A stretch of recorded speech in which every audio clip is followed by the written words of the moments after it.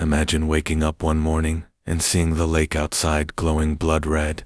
No chemical, no reason, no explanation, but the real terror began when the scientists said this red isn't from any chemical. It's the blood of something alive. Would you dare to hear the painful truth behind this lake? This is Whisper from History, where forgotten voices rise again.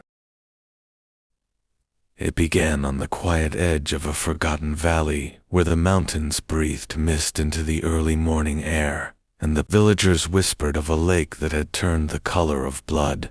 They said it happened overnight.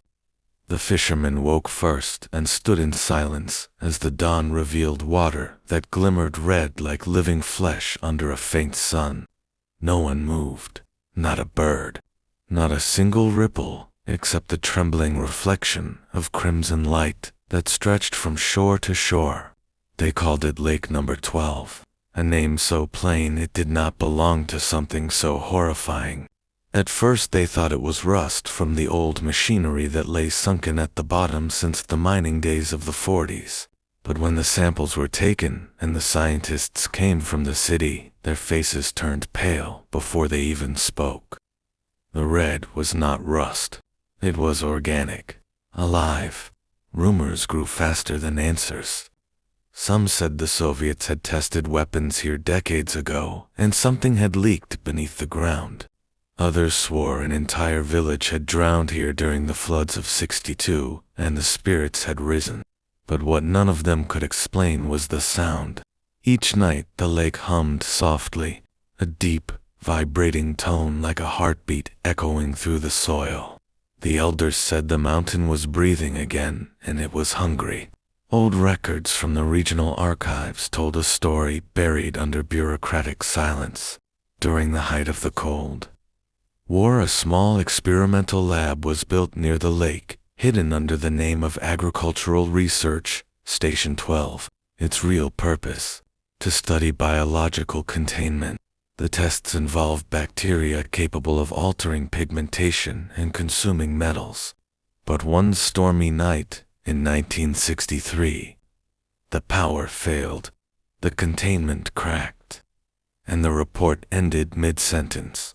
No closure, no follow-up, just a sealed file and a new line on the map that read Restricted Zone. Decades later, when the Soviet Union collapsed, locals returned. They built homes near the shore and planted crops. Life resumed until that morning when the water turned red again. It was as if the lake remembered. The villagers began falling ill, their skin pale, their eyes dull. Livestock refused to drink. Dogs howled at the water line until they ran into the forest and never came back. The mayor requested a full evacuation, but the government denied contamination. They claimed it was algae bloom, natural, seasonal, harmless. Yet, under the microscope, the organisms they found did not match any known algae. They pulsed. They divided.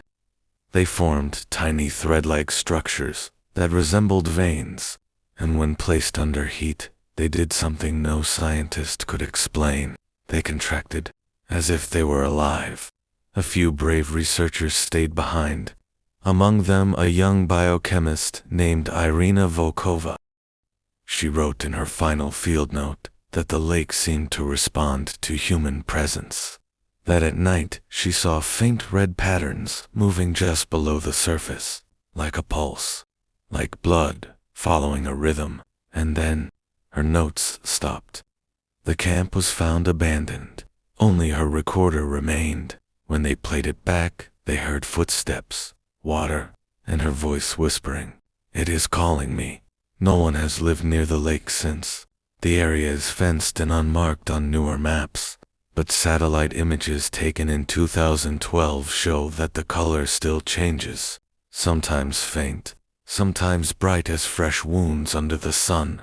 Was it a consequence of human science gone wrong, or a place that absorbed everything humanity ever spilled into it? The truth lies somewhere beneath that still red water, waiting, breathing, remembering. Even today, the lake remains sealed, erased from every map, but satellite photos still show traces of red. sometimes faint, sometimes bright. The only question that remains was something inside the lake suffering, or was it something else entirely? What do you believe? If this story moved you, don't forget to subscribe for more untold mysteries.